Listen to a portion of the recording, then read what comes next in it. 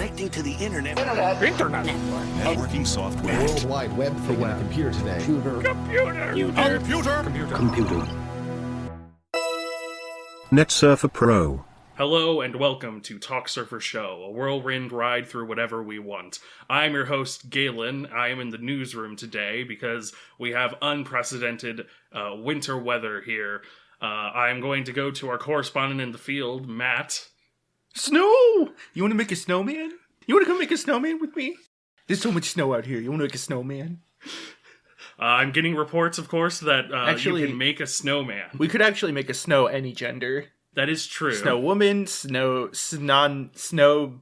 binary. Snown binary. Snown binary. Hi, I'm Snown binary. Hacker extraordinaire.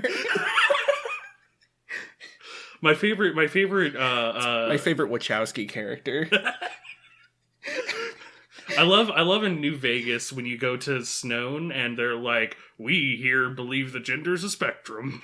True, though. So, yeah, in case you haven't noticed, or snowdist, if you will, we're a bit late on this because it did snow like 12 inches, maybe more than a foot. I think probably 13 inches. 13 inches, that's which is number. A baker's foot. Ooh, yeah, baker's foot. They do have bigger than average feet. Yeah. You know what they say about bakers with bigger than average feet?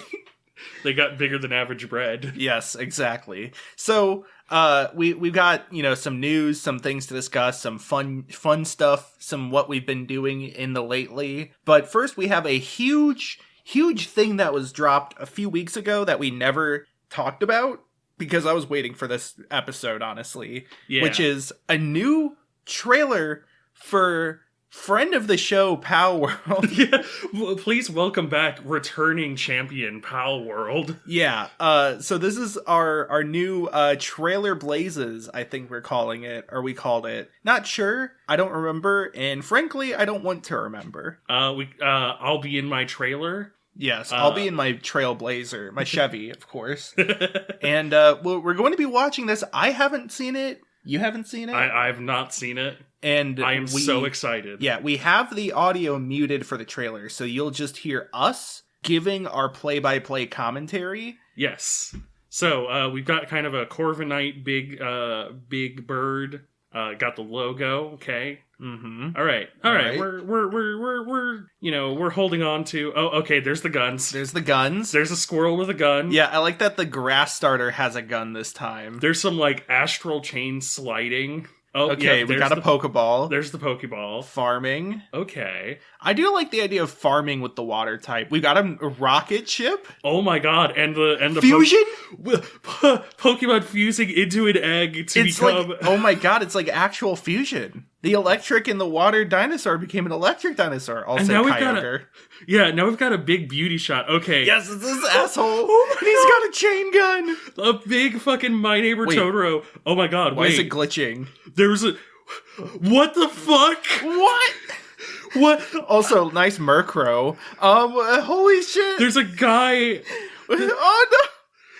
They're making the... Oh my god, there was a guy... Oh my god, the phone just ate another Pokemon. What the fuck? They're in a secret base and There's too much. What the fuck? I really hope this is a fake game that This... Okay, no, that's literally just Zoroark. Mm-hmm. This... Oh my god. This feels This feels like a tech bro in Dubai is trying to launder money, and so he's hiring... Oh no. Oh no. I hope there aren't NFTs in this. Oh no. I legitimately want to play this game now. Yeah. Just because it's so wild. So that was a gritty, Source Engine, evil hospital lab. Yeah, with a main bad guy looking dude who's a plague doctor. Yeah, looks like the SCP guy. Yeah. I wonder if the assembly worker line from the first trailer was also part of that villain's plan and not a commentary on capitalism. Yeah. And endless growth in a world where there's literal monsters you can capture.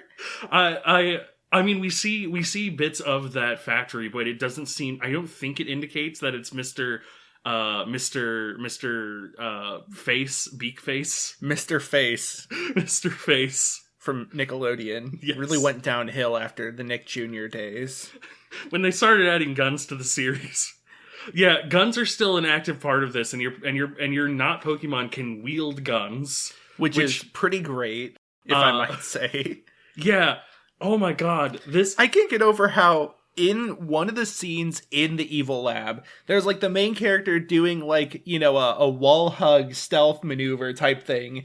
An explosion happens, and one of the pals, the Pallimon, gets blown and knocked against the wall. Yeah. And it like bounces off like a rag doll. And like you said, it is like exactly like sourced level textures. Like it is more quote unquote realistic than anything else that has been shown. It reminds me of the like Jabroni Mike Detective Pikachu videos where it's just like I'll never take a bribe. Pikachu, you're off the force. God, it's oh man, I want this to be I so want this to be a real video game that comes out, and I don't care if it's good. I want it. I don't care if it's good. I expect it to be meh at best.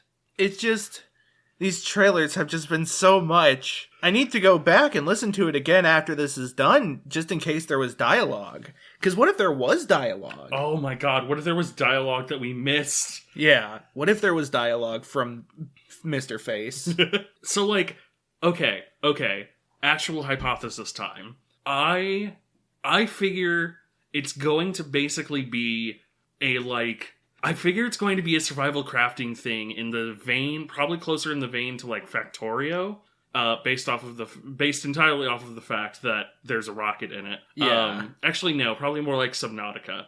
But I assume that there's going to be like excursions into bases. Yeah. And that's where the weird source-looking bases are. I'm expecting it to be like a Breath-like, as we are calling them nowadays. Yeah. Where the overworld has you catching monsters, and that's also where, like, you can build a base that builds factories. And the first trailer had, like, the hamster wheels that generated power, and that's probably a thing. You know, there were ethical uses of the pals well, of... Yeah, there were also, like, Joe Exotic-type cages holding Pokemon in bins, and the player walks through them like... These are all my captures. Man. But yeah, and then I'm assuming, there's going to be some sort of, like, excursion dungeon base. Probably closer to, like, Genshin. Yeah, Genshin's probably a good point of reference. Yeah, the question is, will it be better than Sonic of the Wild? I feel like the default answer is going to be yes, but that's really just because Sonic is in Sonic of the Wild, and that's always kind of a handicap. I feel like the default answer is... So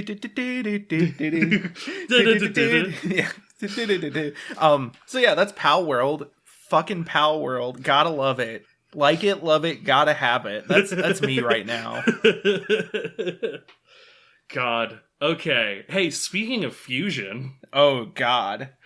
Why don't we talk about something that's a fusion of our interests? I'm trying to figure out where this falls into. Let's see. Hold on, let me think. Trying to come up with something funny.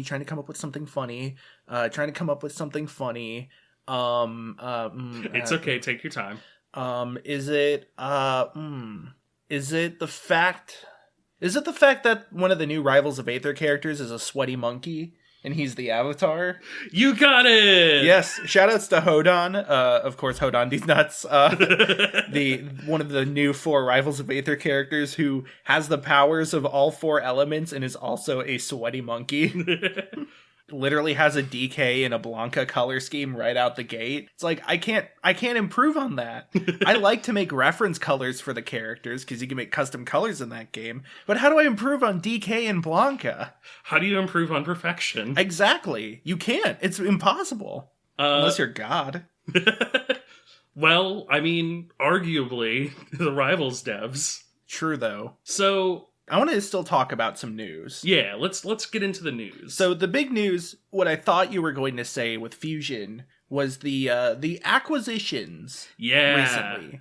Let's start with the smaller one, which is Sony buying Bungie. Admittedly, I mean, so Bungie has been really just doing Destiny recently. Yep. And that's seemingly going well for them.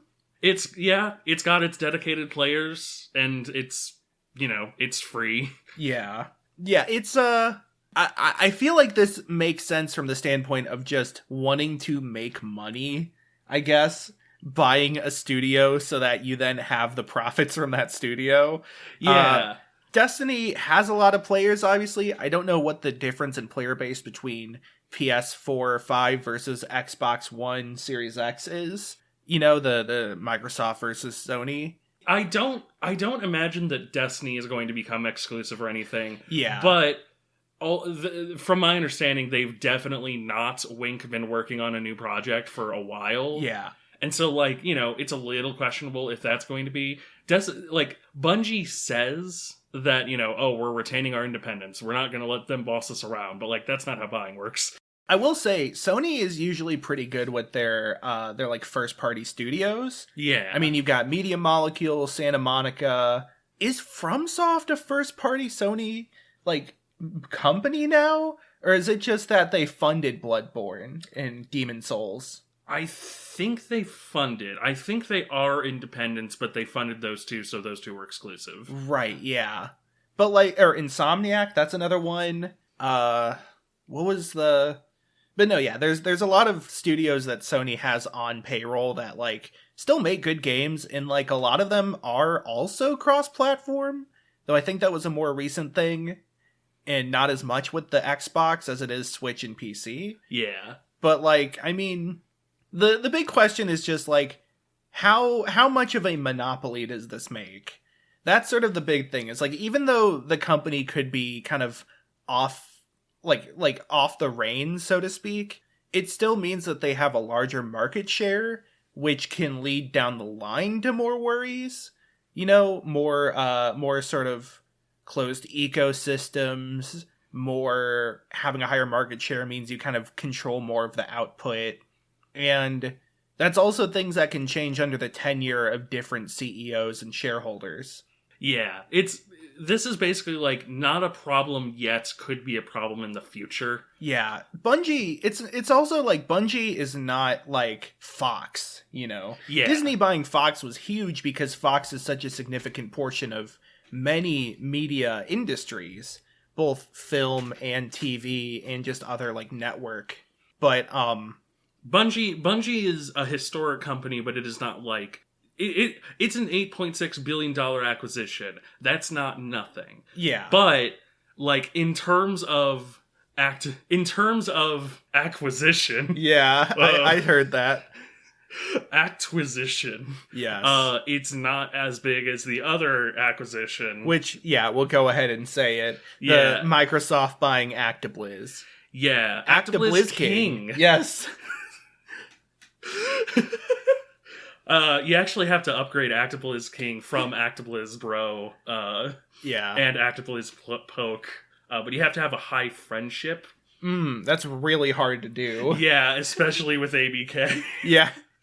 Akatsuki Blitzkampf. Holy shit, they're bringing that back. I know 3 people who would be so excited for that. Give me my chesto. No, yeah. So, I mean, it's ActiBlizzKing. People forget about King, but King they do make a lot of money on the mobile market. Yeah. Activision is I think the highest gross. No, not highest. It's second highest grossing video game company behind Take-Two, which I think is still the biggest. Yeah. With Rockstar. With Rockstar's money printing machine. Yeah. That also has gameplay features. Yep, eating cans. Oh, wait, no, that's the one that they didn't care about. I was going to say eating cans of beans, but that's not as big as the one where you drive cars and fly cars and shoot cars. The car game. Now, when you say shoot cars, do you mean that you shoot a gun at a car, or you shoot a car at a person? Yes. Okay. So, yeah, I mean, Activision, there's not much else to say about it. They make a ton of video games. Blizzard is Blizzard. They make a few games, some of which are okay. The big thing, though, is, the shitstorm of Blizzard, which we tried not to talk about a whole lot because it's very depressing and, actively triggering. Yes. And but I think there's pretty much, hints that, as soon as they're able to fire Bobby Kotick legally, they're going to do so. yeah. And Phil Spencer, as much as a CEO of a video game division of a major tech company can have a good head on their shoulders, it seems like Phil Spencer is on that side. Yeah, that's honestly the biggest thing that I was surprised by, is that, from my understanding, Microsoft is not bad about internal culture, at least not Activision Blizzard bad. Yeah. Not that genre of bad. And, Phil Spencer, I would not expect a CEO of a company, or of a division of a big company, the world's biggest, I believe, to, be giddy about an acquisition. But, hearing him talk about it, or reading him talk about it, he's like, holy crap, ActiBliz has, so many great IPs that I'm so excited we can do things with. And it's this is so weirdly, gamer forward. Yeah. As opposed to just we are excited to have a new member of the Microsoft family. Sorry. Yeah. Family. It's, Activision has a lot of IPs. They have Tony Hawk. Imagine if we got a new Tony Hawk game. God. Please. Oh, you know what?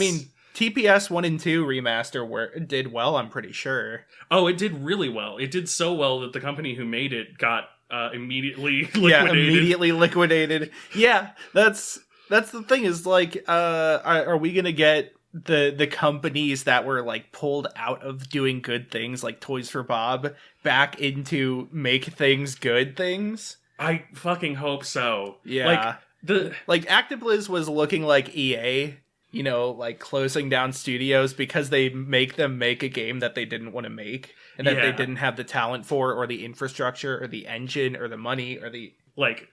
It sold 1 billion instead of 1.2 billion, so they liquidate the entire company.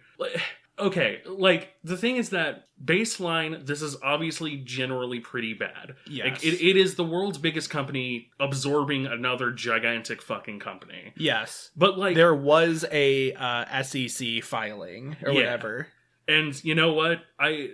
Or FTC? I don't remember which one it is that does mergers. I think it was SEC that is doing mergers.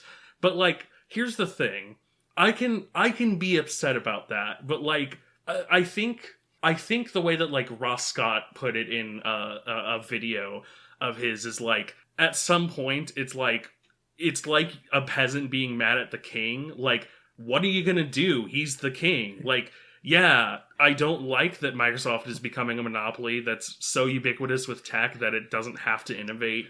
And so ubiquitous with everything else that, it doesn't actively have to do anything. It just is big. And so it controls, all of our lives. But, I can't do anything about that. I don't know what point I'm trying to make with this, but you just made me think of, we should improve video games somewhat. Yet you play video games. Curious. I am very intelligent. Basically. Yeah. So, at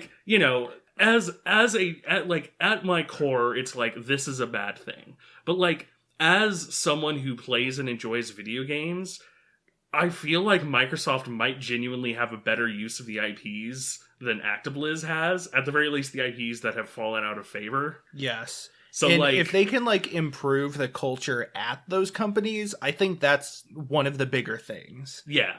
The biggest, most ideal thing is that the culture of ABK is just fucking rebuilt from the ground up. Can they make it safe? Yeah. Can they make it a... Yeah. Yeah. Yeah. Yeah. Yeah. I mean, making, new good games or re-bringing back old IPs, I think that's secondary for me for can they improve the company as a whole to then make it worth supporting? Here's another thing. I hope that this doesn't, somehow undermine the SEC, or not the FTC filing. I hope that somehow I hope that there isn't some fucking, like, cup and ball game where it's like, oh, well, now that Microsoft owns ABK, we can't actually litigate any of these claims or anything. Like, Yeah. I really hope that is not the end result. I really hope that the government investigation still goes through, and everyone who deserves to be in prison is now in prison. At the very least, there are going to be still a lot of eyes on the management of ActiBliz as a subsidiary. You know, like, you know, you'll still have Jason Schreier sitting there, like, all right, who's listed under their executives here? Yeah. You know. Shout out to Jason Schreier. Yep, one of the best investigative journalists in video gaming. Kind of one of the only, unfortunately. Yeah. Not the only, but like... Yeah. But that actually brings me to, I think, the next segment I want to do, which is just some quick content shout-outs. There's two things in particular I just want to mention that are kind of already front runners for best longest. Yeah. One of these is, of course, Line Goes Up, the NFT problem. Yep. Which is Dan Olsen's takedown on pretty much every topic regarding NFTs. Yeah, it's so good. It is like, okay, to explain NFTs, we have to explain crypto. To explain crypto, we have to explain, like, the web. The 2008 subprime mortgage crisis. Oh, God, such a good opening. Yeah. But, like, yeah, I think it was General Ironicus, I think, who, like, made a great point that effectively, like, Dan Olsen's greatest strength is, like, he does not waste any time in the middle, but, like, the entire video, every time he does a really long-form thing, it leads up to, like, one fucking mic drop of a closer. Yeah. That, like, sums up... he has his thesis statement last, and it is always the best, like, build-up to payoff. Yes. I love... One of my favorite things is that he did bring up the implications on game design of NFTs and gaming, because... I feel like a lot of people understand that it's a stupid idea, but not many people articulate why it's bad for game design as a whole, and also, of course, why it doesn't really make sense when there's already games that do, like, collectibles and limited items and stuff like that. Yeah. And even those are kind of iffy at best. We've already had secondary markets. They've existed since 2010 with fucking the Steam marketplace. Yeah, they've existed since 1998 or so with Magic the Gathering. Okay, that's true. Digital online Yes. secondary markets for video games. Yes. So that's that. Not much else to say. Great video. Don't want to go too much into it because then we'd be talking about NFTs again. And I do want to. Oh, you did bring up Tony Hawk. Oh, I'm going to keep this sub 1 minute. Okay, Tony Hawk is doing an NFT. Oh, now, I'm very sad about that. Very genuinely sad. What I hope happened, because what I think happens to a lot of people who do NFTs, like your Jack Blacks or your Brie Larson. Wait, Jack Black did an NFT? Did a Tenacious D NFT. Oh, no. I think basically what happens is that they don't understand the tech. Their publishers don't understand the tech, but their publishers or their publicist? The publicists, that's it. Their publicists are like, hey, this NFT thing is popping off, and it can make you money, apparently. And so they get in touch with some stupid tech bros like, yeah, man, NFTs are great. They make you money. And so they're like, yeah, sure, I'll do a thing to make money. And so, like, I'm not saying don't be mad at them. Bully your heroes. Mm-hmm. Don't send death threats to your heroes. But, like, bully your heroes and be like, hey, NFTs suck. You shouldn't do this. This is stupid. And... you know, like, I hope that he joins the multiple people who, like, basically the moment that people are like, hey, what the fuck, is like, oh, I didn't realize they were this bad. Yeah. So, yeah, I'm sad. I am disappointed in Tony. I also feel like, you know, the unfortunate thing is that because people don't know what NFTs are, it's very easy to get public faces to be like, sure, I'll put my name on this, whatever. At least that's better than the Boss Tone singer being at an anti-vax rally. God. Yeah, so fuck Boss Tones. We support Ska2 Network. Yes. I bought one of their physical CDs the other day because I didn't realize that my record store had physical CDs for them, but That's cool. Support your independent artists, you know? Yeah. That's a big deal with music right now, is Neil Young taking his music off Spotify as a form of protest. Which, like, shouts out to Neil Young. Yeah. Shouts out to that whole movement. It's Spotify has a huge market share. The big problem is that they don't pay artists money when they clearly have enough money, because they can spend it on a certain podcast that rhymes with the Bro Hogan deteriorants. which ironically is a perfect explanation of that podcast as well. Yeah. The best thing to come out of this, though, so far, which won't be the best thing until Spotify renegotiates it, is that we might get a collab between Cake and Eve6. Jesus Christ. So that's cool. Oh, also fuck Gumroad. Gumroad is a popular, I think, comics hosting website that's like, Gumroad is no longer doing it, but like there was like a CEO or someone who was really deep into doing NFTs and was really fighty about it. Wasn't there something about that for Kickstarter as well? I don't know about using the Kickstarter. Blockchain? Or were they just using vague keywords like Web3? Probably a little column A, a little column B. Yeah. So anyway, that's enough of the Doomer Corner. Yes. We are going to go into the Gloomer The corner. other thing I wanted to bring up is Germa's Who Will Replace Me video in stream.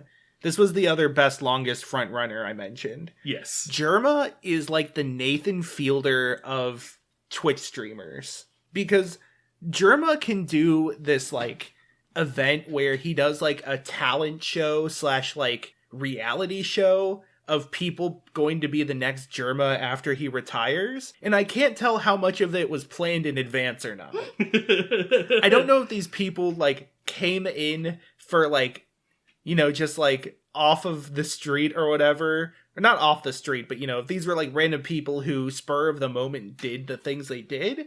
Or if there was a discussion of like, oh, you're going to do this, and then you're going to have to do this while you're doing this segment, and then it'll be funny. But it was really good. I don't want to spoil too much of the end, but it was kind of incredible. Especially Stir's acting in it. Stir did a very good job. Also, Dr. Shamoikson returned, and he did a great job as well.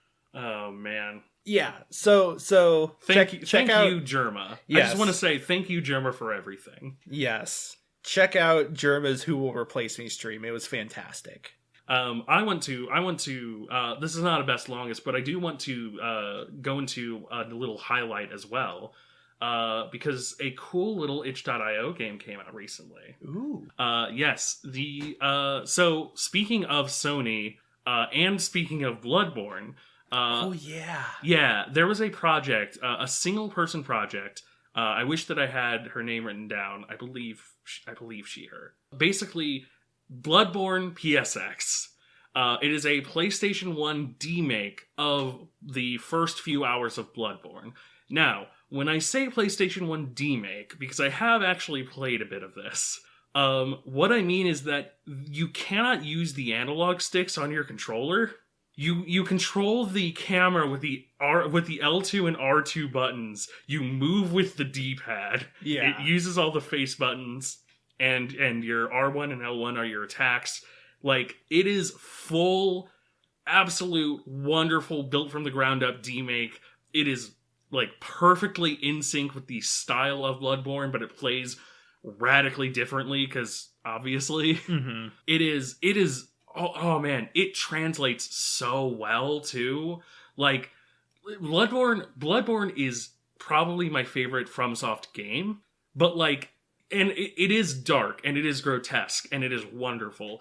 But like the PSX style, like the thick fog that it has adds like a massive foreboding that I honestly think the base game doesn't even like have to that same extent. Like, it is so well done. You know, you reminded me, I can't remember who I was watching. I think it was an Ace Their Aesthetics video, but they had talked about how it's interesting there's no N64 horror games. It's all PS1 horror games. As in, like, new games being made in the style of old consoles. Yeah. And it's, like, the mix of, like, the rendering tricks, like the fog from Silent Hill, in like the kind of wobbliness of the PS1's rendering of models. Yes. How like kind of unspecific it would be at times in the way the textures are. Like it just lends itself better in a way that is hard to really describe than the N64, even though those were like two consoles at the same era. Yeah.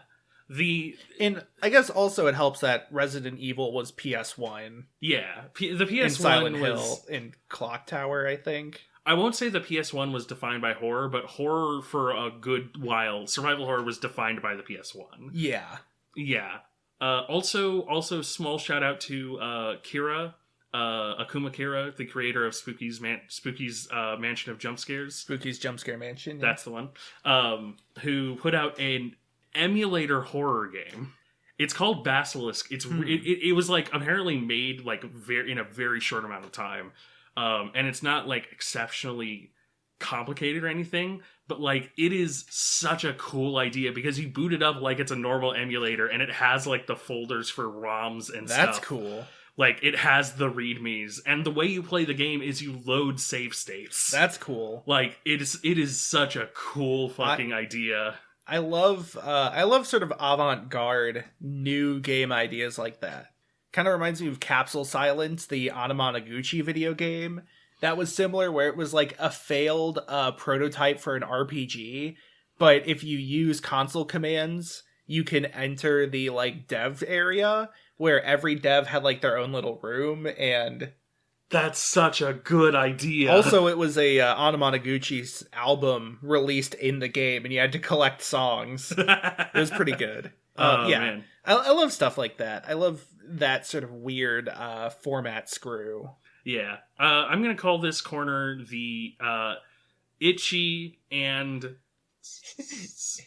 I don't know a good itch.io joke that can use itchy and scratchy. Itchy and steamy. Itchy Because and I want to steamy. talk about a game that's on Steam that I've been playing, and it's another very small indie game that's $3. Itchy. I like this name. Hang on, I'm looking over at our lawyers are nodding. Okay, go okay, on. Cool. Yeah, so I want to talk about Vampire Survivors, which is the new Twitch meta, to be fair. I think I saw Northern Lion play it first, and then like everybody started playing it. Like you got Mango, Ludwig, Seagull, even Verita Seagull. But so it is a top-down roguelite bullet hell game. Though there aren't really bullets, it's all enemies. Where it's very Castlevania inspired, especially the art style of like the GBA games and the DS games, where you just kind of, your only actual controls are to walk around on a 2D plane, and your attacks will automatically fire with different rules and variations depending on what items you have.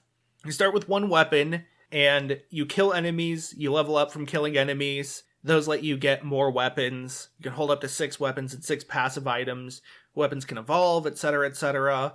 But, so it is, for one thing, you get a ton of enemies on screen. And unless you have like a pretty tight build that's able to handle a lot of enemies, you will probably die. It is a game that tests how well you can kite enemies around. It is fairly difficult until you've like unlocked a lot of the meta progression and leveled up your characters a lot. Because there is like roguelite, rogue legacy type meta progression. But like, I call it like a popcorn game. Not in that it is like, I don't want to say it's lacking substance, but the core of the game is a lot of enemies spawn, and your goal is to instantly blow up as many enemies as you can, making a lot of visual and sound effects happen. It is sort of a flashing lights warning, of course, because of that. But like, so like, you know, maybe like 15 minutes into a run can last at most 30 minutes. You will just get to a point where every enemy is dying in one hit because you've gotten so strong from leveling up and the enemies haven't scaled quite much yet. And so you'll just walk around mowing through enemies, and it's kind of mindless at times, but in like a therapeutic way. It's like the video game version of Bubble Wrap. Yeah. Yeah. I kind of play MapleStory for a similar reason. I like just mowing down enemies sometimes in a way that's like kind of low input complexity, low decision complexity. And yeah, this game really scratches that itch. It's also really easy to get into one more run mode where you lose or you win and you immediately go, okay, one more. And then like 20 minutes pass and you're like, all right, one more. It's because a run can last at most 30 minutes, and because a wave lasts 1 minute real time, it's very easy to be like, you die on minute 11 and you go, oh, you know what? If I had built that just slightly differently, I easily could have made it to minute 12. Exactly. It is, as it stands right now, there's like, it feels like there is a best build, and the characters aren't necessarily different enough to reward like trying for different things unless you're interested in like experimenting with builds for experiment's sake, which I certainly am at times. But the devs are actively updating it. It only has like 2 maps, but they're hopefully adding more. You can't even fight Dracula yet. You gotta fight Dracula. Or you need to at least be his son, not Alucard. There is a not Alucard, and he throws fireballs. His name is Acrid. I actually don't remember what his name is, but you did remind me that Risk of Rain 2 announced a new survivor for their DLC coming up. Oh, it's the interesting. Railgunner. Interesting. It has a scope. That is, wow, hang on. Yeah, that's weird. There aren't any Risk of Rain 2 characters that have like a zoom in, I'm pretty sure. Sniping's a good job, mate. Yep, exactly.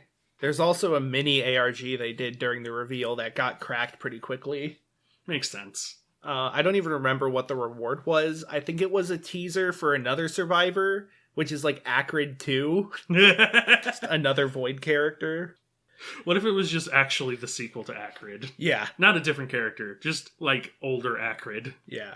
No, that's the Heretic, because when you play Acrid, your goal is to become the Heretic. Sorry to all Acrid fans out there. Just every time I play Acrid, or one of my friends plays Acrid, it's like, ooh, okay, Visions of Heresy, very good item. I want that. Ooh, but Hooks of Heresy, that's also really good. I should get that too. And then it's like, well, okay, Strides of Heresy, whatever the R ability is, I might as well get those. And oops, I'm not playing Acrid anymore. It's a good game. Good game. Good game. So should we talk about a good game, I guess? In quotation marks. Yeah, good game in quotation marks is a really good way of describing it. Yes. So, Yu-Gi-Oh! Yu-Gi-Oh! Whoa. So, Yu-Gi-Oh! Master Duel released recently, and it is a digital, like, online official client for Yu-Gi-Oh! For one thing, I'm surprised it is more free-to-play friendly than Magic Arena. Yeah. Once again, another digital card game is more friendly for free-to-play players than Magic, which is very sad to me. Especially weird with Yu-Gi-Oh! Because Konami is famously Konami. Konami is probably most well known for being Konami, and thus probably the worst. Yeah, or as Yu-Gi-Oh! Players call it Ko-Money. I call it no money because that's what I'm spending on this game. I have like 2 full decks already without spending any money on it, and I don't plan on spending money on it. Yeah. It's wild. Like, okay, so I am a good point for like someone who knows of Yu-Gi-Oh!, played it as a child and never played it again. I want to give a point of reference of how much they give you. Obviously, you get a starting deck. Sure, makes sense. There's a solo mode that it basically runs you through a bunch of different archetypes, which is very fun. But a lot of them, not all of them, but I think like 80% of them give you an entire other deck. All of them can be dismantled. There's like 3... Actually, no, not the cards you get from the decks in those solo modes can't be dismantled. Oh, I did not know that. Yeah. That's a little upsetting, but there's like 3 basically starter packs, starter purchases, which is like, it gets you 1 staple card or 3 staple cards, depending. 1. I thought one of them gave you 3 copies. Oh, did it? I don't know. I don't remember what it was. But it gets you a staple card and 10 packs. And usually you're going to probably be buying these things in 10 packs. Yes, because that guarantees an ultra rare. Yeah. And like, there's 3 of those. So that is 80 times 3, 240 right out the gate of just random cards, which is just random cards. But then the big trick is you get secret packs, quote unquote. which are like just basically they are your they give you a full 10 packs if you buy the 10, and of each pack, which has 8 cards, 4 of them are going to be random cards, 4 of them are going to be the specific archetype. So if you find one archetype you like or that sounds interesting, you purchase those. Instantly you've got 40 of those types of cards. Yes. Then there's dismantling, which the game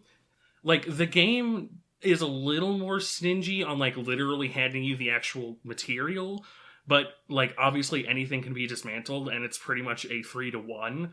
So like it's not at all hard, especially because like you said, there's one guaranteed ultra rare, but like I have gotten multiple ultra rares and I think every single 10 that I've dropped. Also, if you get foils, those count as like 1.5, so 15 of the crafting material for that rarity instead of 10. Yeah. So if you get foils, those are more. You can also get foils from crafting randomly, so that's kind of funny. Yeah. And they also give you a lot of the free, well, not a lot, but a pretty good amount of the free resources for just doing battles and getting the battle pass, which you can also get with just the in-game currency gems. Yeah. The battle pass is pretty cheap. I was able to buy the 3 secret packs and the battle pass before I did my first PvP match. Same. Yeah.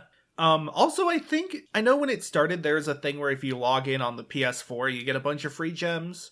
I don't know if that's still going on, and I haven't really wanted to mess with, like, account transfers, because I don't know how much of a pain that would be. Yeah, from my understanding, the account transfer is kind of a pain in the ass, but, like, you get enough without doing that anyway. Yeah. Yeah, so this is finally my chance in my platform to talk about Yu-Gi-Oh's design. Yes. This is something that I've wanted to talk about for a long time in a quote-unquote official capacity. So, we mentioned archetypes. I really, really want to talk about archetypes as a concept. I feel like this is the most misunderstood thing about Yu-Gi-Oh! From non-players. Players understand these. So, in most card games, archetypes are things that are constructed with the intention that, like, this is a guideline for how to play the cards. So in something like Magic, for example, this is like red-white aggro, or black-white tokens, or blue-black self-mill, where these are usually things that will be used if you're only playing with cards from that set, so if you're doing like draft. But in a lot of card games, these archetypes are non-specific in that they refer to game mechanics but not specific cards. So like, if I have, a card like Prized Amalgam from Shadows over Innistrad, which is meant to be used in Shadows over Innistrad's, like, blue-black zombies archetype. But it just so happens that since that card says, like, if a creature came into play from the graveyard this turn, put it into play as well, I can combine that with a card like Bloodghast from Worldwake, which says, like, when you play a land card, return Bloodghast from your graveyard to play. And I can combine that with a card like Life from the Loam, which is the one that, like, you put 3 cards from your deck into your graveyard to put it into your hand, and then you can use that to get land cards from your graveyard to your hand. Like, these are 3 cards from 3 different sets for 3 different archetypes, quote-unquote, but because they don't refer to specific cards, you can mix and match them. And that gives Magic a lot of longevity through its, like, legacy formats, they call it, because cards from many years apart can suddenly combine in new and interesting ways, so there's a lot of room for creativity that way. Yu-Gi-Oh! Is specific with its archetypes, in that every archetype has a name, and a lot of cards of that archetype will only refer to cards of that name.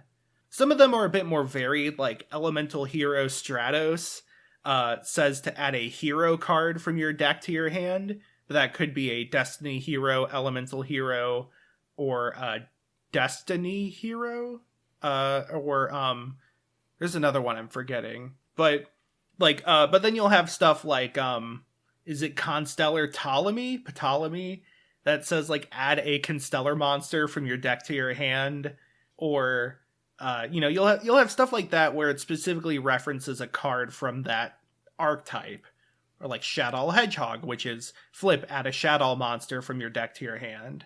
And so what this means is that decks are kind of pre-constructed to an extent.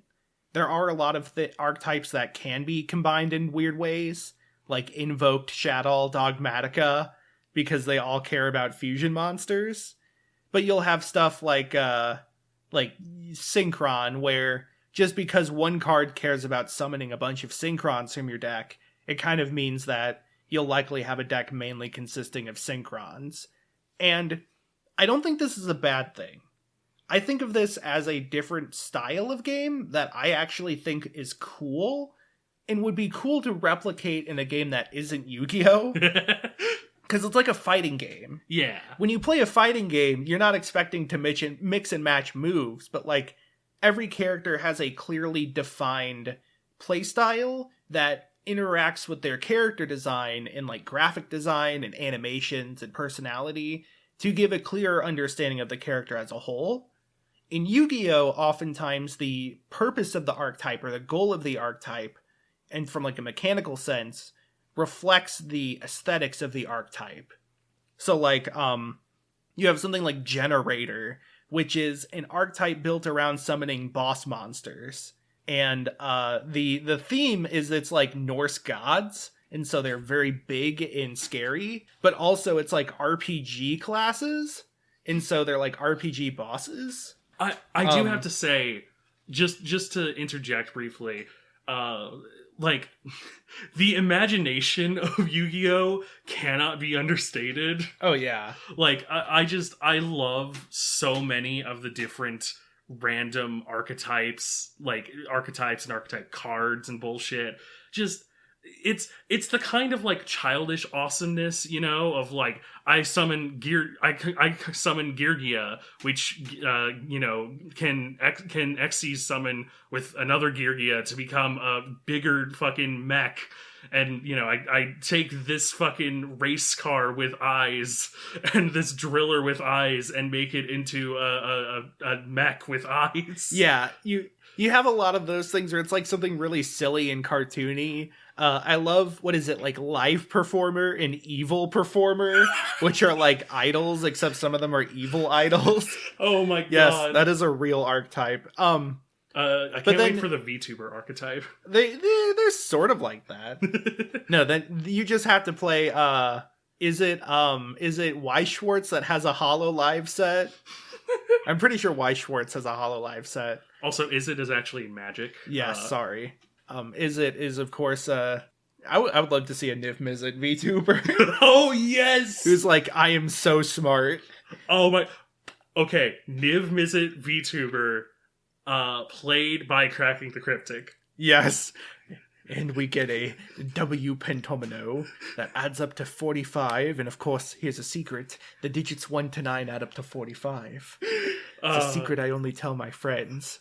And putting the 9 there gives us a 9 for this domino. And that forces this to be a 1-2 pair.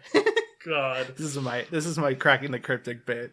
But no, yeah. So I also love the boss monster, filler monster dichotomy. So Yu-Gi-Oh! Is a combo game, which is another way it's like a fighting game, in that combos are small steps that Rube Goldberg-like add up to one giant goal. In Yu-Gi-Oh!'s case, it's like you play like 3 monsters that are very weak by themselves, but they let you get out a boss monster who does a big thing and has big attack and is hard to kill. And I love that dichotomy for like a weird way. It's like, instead of resources like mana or money or credits or whatever, Yu-Gi-Oh! Just has other cards, but it ends up making it this weird, like, you have the little tiny baby cards and then you have the big powerful ones, which is often represented in the archetypes themselves. It's just really interesting to me because of how different it is. Yeah. Not much is really like Yu-Gi-Oh! In terms of its like combo focus and dichotomy system. Maybe Pokemon TCG, but I haven't played it a whole lot to know. Like I said, I think it's just neat. Yeah. I think you definitely also hit on, when you say like sort of decks that are almost pre-constructed for you, that is so like useful for a baby idiot like me. Yeah.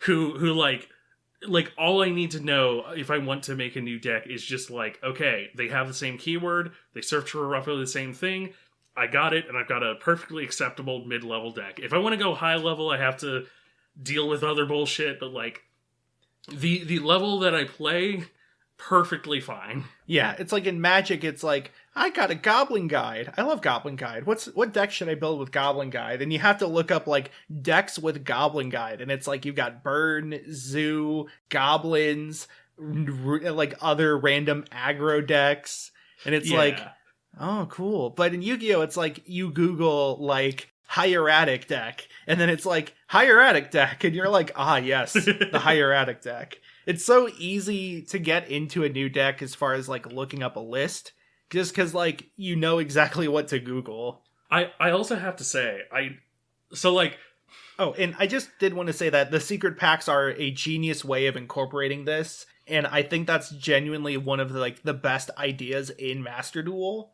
is secret packs. Yeah. I also do have to say I appreciate the bonus packs, which are just basically random rewards that they give you 2 cards, but they're cards from basically the series history. Yeah. It's like it's just sort of throwing a bone to idiots like me, where it's like, hey, do you remember Mystical Elf? And I'm like, oh, I remember Mystical Elf. Yeah. Sometimes they're more recent cards, but most of the time they're like the shitty dumb fuck cards nobody cares about. Yeah.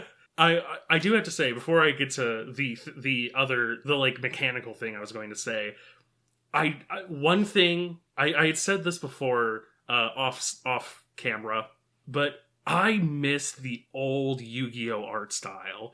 Like, I would love for there to be like just some random person to make like a 150 card custom card game that is just like that style.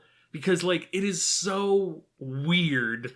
And, like, it's weird in a very specific way. Like, you know, the new ones are weird and cool. The old cards are, like, weird and creepy in a really, like, intensely interesting... I remember staring at these cards as a child because they were so, like, strangely grotesque and, like, deeply shadowed. It's like if All Might was a Lovecraftian horror. Yeah, it's like, I love, it's like Magic cards early on are like Lord of the Rings illustrations, and like Yu-Gi-Oh cards are like scary stories to tell in the dark illustrations. Yeah. It's like they're what parents would have banned because of like it looking satanic, but it came after Magic had that whole satanic panic going on, so nobody cared. Despite the fact that, like, your average Magic card is, like, a shit-ass elf with a beard. Yeah, and Yu-Gi-Oh! Is like, Witch of the Black Forest, Magician of Faith. Man-Eater Bug. Man-Eater Bug. Dark Hole. Dark Hole's rad, though. Yeah, I do love the, like, Earthbound battle backgrounds in a lot of Yu-Gi-Oh! Cards from the old days. It's just like a random gradient. It almost looks like a Magic Eye poster. You know what I wonder? Like, so like Magic has the thinnest veneer of the idea of like when you go into the battle, it is you are 2 summoners summoning monsters to do your bidding. That doesn't hold up to even the slightest amount of scrutiny, but you know what? It's something you can print on one of the cards. Does Yu-Gi-Oh! Have that? So... I mean, it had the anime where it was like you're summoning monsters. Yeah. But so here's the interesting thing about Yu-Gi-Oh! Lore. It's not like Magic lore, or even like Android Netrunner has lore being told through this card somewhat, but it doesn't have a lot of stories, except there are sets that have stories, but they're not one continuous story. There's plane hopping. Yeah, it's just sort of like, this is the set from the Matriarch's dimension. So yeah, it's like you've got some cards that have like a storyline between a bunch of sets, like the Goblin storyline with like Upstart Goblin falling into despair because he spends all his money or something. But then you have like the Duel Links storyline, or was it Duel Links? Basically, there was this, like, I don't think it's Duel Links. I don't remember what it was called, but there was, like, a kiosk in, I think, just parts of Japan that would print out cards that you could then play a video game on the kiosk, like an arcade machine. but the video game was just Yu-Gi-Oh. But the archetypes in that had a storyline. That's where I think like Daigusto and Vylon were from. And eventually that became Evil Swarm. And it was basically just like a bigger fish villain plot like Dragon Ball Z, where like these monsters fought because they were angry at each other, but then a worse villain came and the monsters had to band together, but when they beat that villain, a worse monster came. Yeah, so there's some storylines. Some archetypes are kind of connected together in other ways, but for the most part, there's not a huge storyline on like, you know, like a plot level. They do have like background lore. Yeah. Like this is sort of the setting that takes place that would have spawned these monsters. But what they do once they've been created is up to you, the player. It's like Dark Souls. Shout out to the best lore, Fisher King Salmon. Mm-hmm. Yeah. Shout out to I don't really know any funny Yu-Gi-Oh lore. I do know the funny Yu-Gi-Oh card Yu-Jo Friendship, which is now in my inventory and I cannot dismantle it. Yes! The friendship card. Yu-Jo Friendship. Shake your opponent's hand. Through the screen. I really want to play it just to see what it actually looks like, but I don't want to put it in my deck. Oh, man. We're just gonna have to play with each other until I draw it. Exactly. That'll be the Yu-Jo Friendship Marathon stream. You have to create a really inefficient 60 card deck, and then we stream until we get it. Yeah. Also, fuck. Okay, back to mechanics. Yes. So, as someone who fell out, obviously, like, you know, when you say Synchro Summon, I go Synchro what? But, like, having now gotten a basic understanding of all of it, that scene is very funny to me because Synchro Summoning is probably the easiest of any of the new things. Yeah. Like, I can explain all of the mechanics. Okay. Synchro Summoning. It's basically fusion, except that, generally speaking, one of the monsters needs to be a tuner, and you have to exactly match the attributed monster's levels. So if it's 6, you have to have a level 4 and a level 2, or 2 level 3s, etc. Xyz Summoning, it'll have, 2 level 4 monsters, and that just means you have 2 level 4 monsters on the field, you put them under the Xyz monster, and it'll pretty much always have a thing where you can detach it to have a one-time pretty powerful effect. Ritual Summoning is still Ritual Summoning. I think it's just from the extra deck now. No, rituals are still in the main deck. Oh, they are? Yeah. Did not know that. Link Summoning, little bit weird. You basically tribute monsters and you put them in a new zone called the Link Zone. The extra monster zone. Yeah, the extra monster zone, which is in between the two fields, and then you can, like, They have arrows that point where you can then link summon things to those new arrows. They're not super difficult. It's just they're strange. And Pendulum Summoning can go to hell. Yeah, Pendulum Summoning is every Pendulum monster has 2 arrows on it, which with a number on them, and that is their Pendulum scale number. You put one of them on the left side of your spell and trap board, on the other one on the right side of your spell and trap board. And that forms your pendulum scale. You can then pendulum summon any number of monsters from your hand or pendulum monsters from your extra deck that equal or that are levels between the pendulum scale numbers. Now, when I say pendulum monster from your extra deck, that is because when pendulum monsters leave the field, instead of going to the graveyard, they go to the extra deck face up, where you can then pendulum summon them using pendulum summoning. And it's important that they're face up because various cards have banished from the extra deck face down. Well, that's because some cards can be banished face down, but not face up. And it's not that you banish extra deck cards face down. Like, it's that once they leave the extra deck, they stay face down. Oh, so your opponent doesn't know what they are, but you do. Which is important for archetypes like Virtual World, which return cards from banished to your deck. Also, what was I going to say? I feel like there was something else I was going to mention in that whole tirade.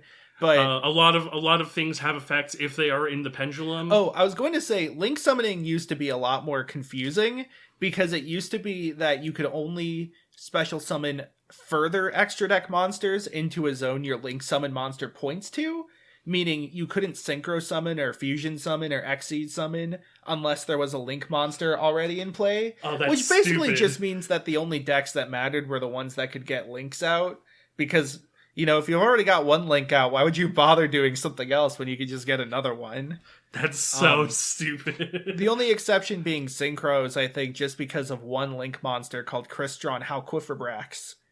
Don't bother. But so, yeah, nowadays that's ignored, so you don't have to play any Link monsters in your deck if you don't want. But you can still put an extra deck monster into the extra deck zone if you do want.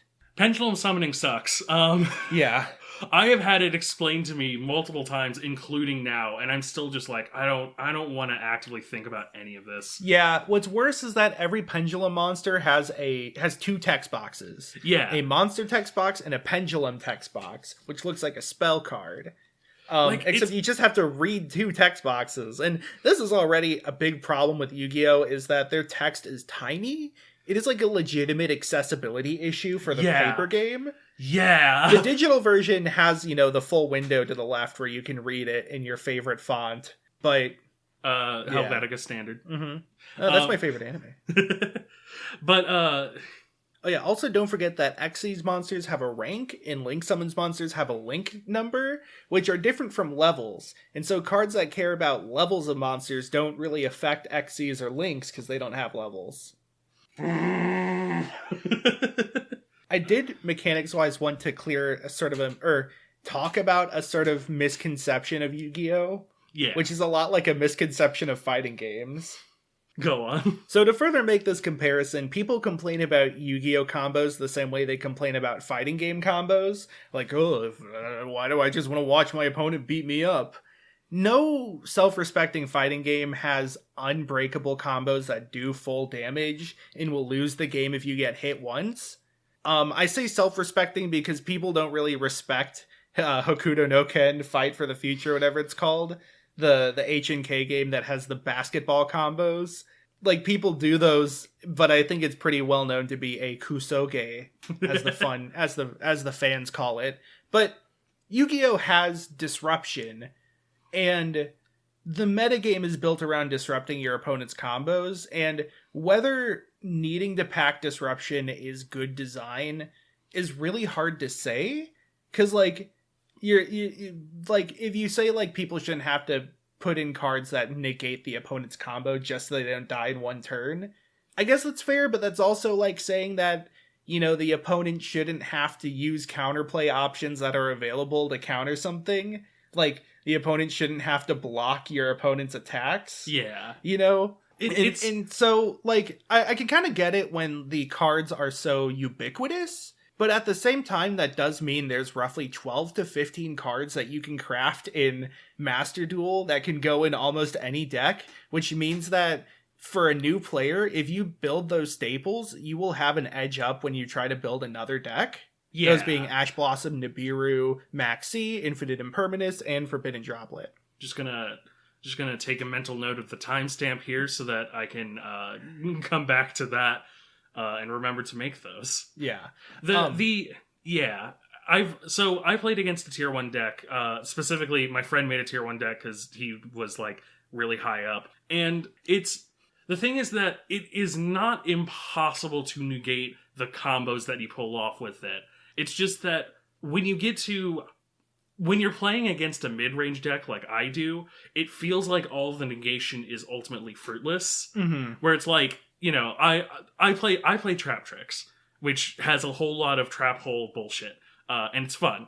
It is a lot of negation, but the specific deck that I played against deals with negation very well, and that's not like that is in a sense basically a weakness on my deck's part that I can't deal with the negation, but it kind of like it's annoying when your opponent's deck combos into a card that is like, and now you can't play and I can just beat you down. Yeah. But like at the same time, that is like high level Yu-Gi-Oh!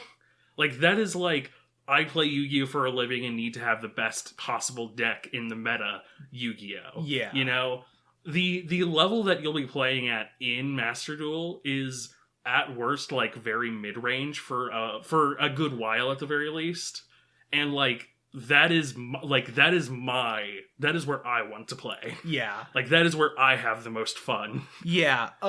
So that is the thing, is like not every high level deck is a combo deck. There are a lot of mid-range decks that try to like put out some creatures with some powerful negation.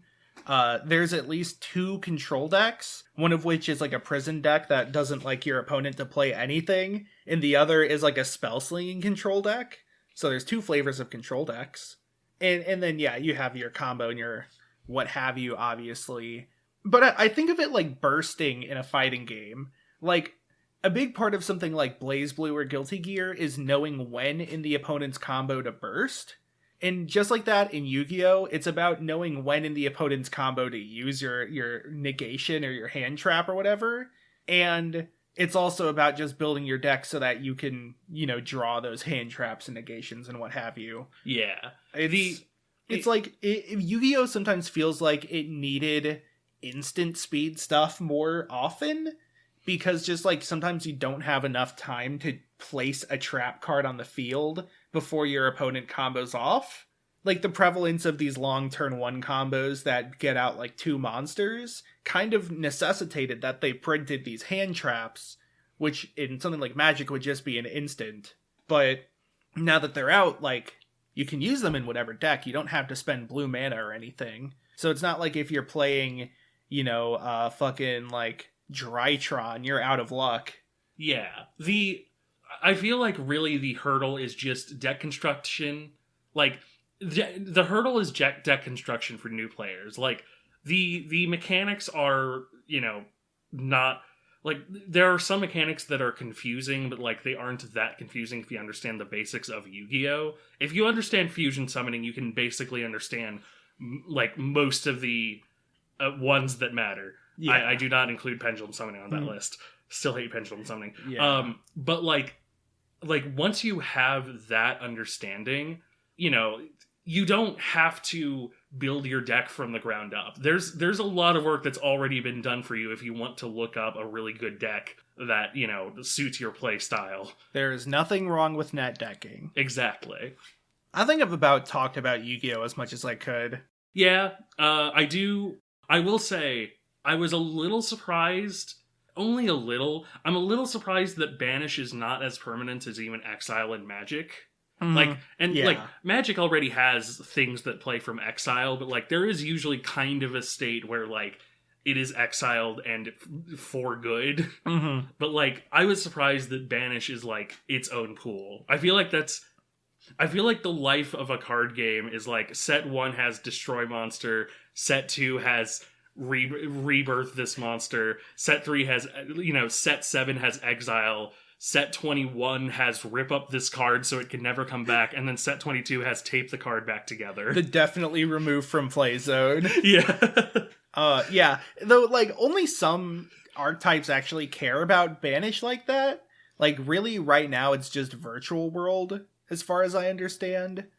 In a lot of archetypes, it is permanently remove. Yeah. Like, there's an archetype called Eldritch, which is a prison deck that's really hard to deal with, because the main boss monster keeps coming back from the grave.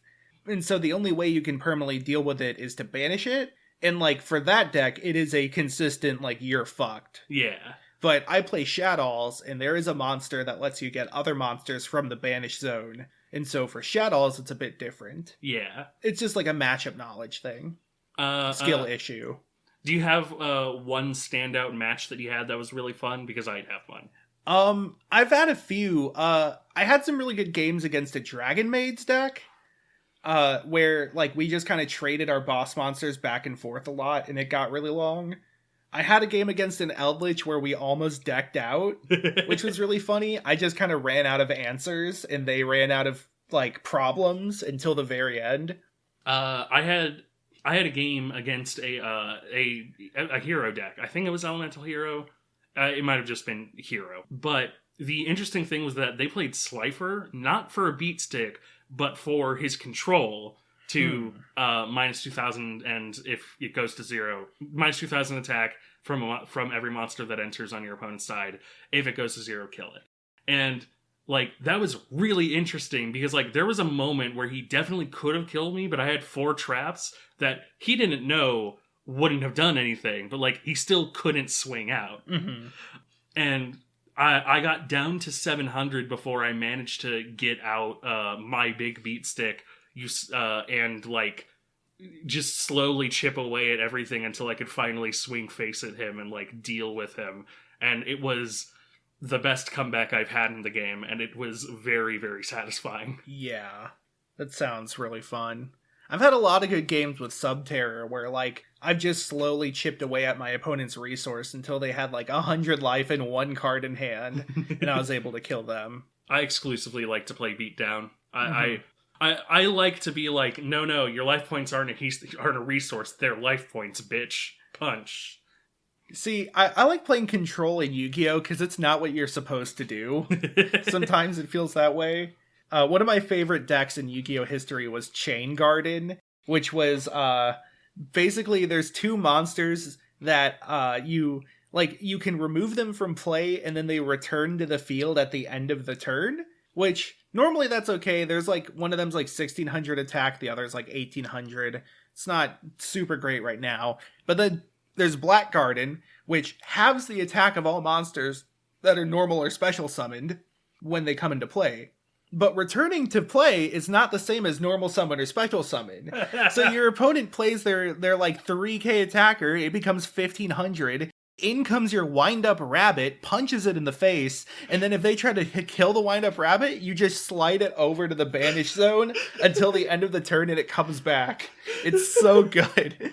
It was just a deck that was not supposed to work, and like it played Yu-Gi-Oh! Not by Yu-Gi-Oh's rules. Oh, God. And I would love to make it if it wasn't for the fact that I am working on building a Synchron deck in Master Duel, and that is taking up all of my resources. But maybe one of these days I'll just play Chain Garden. This shitty deck.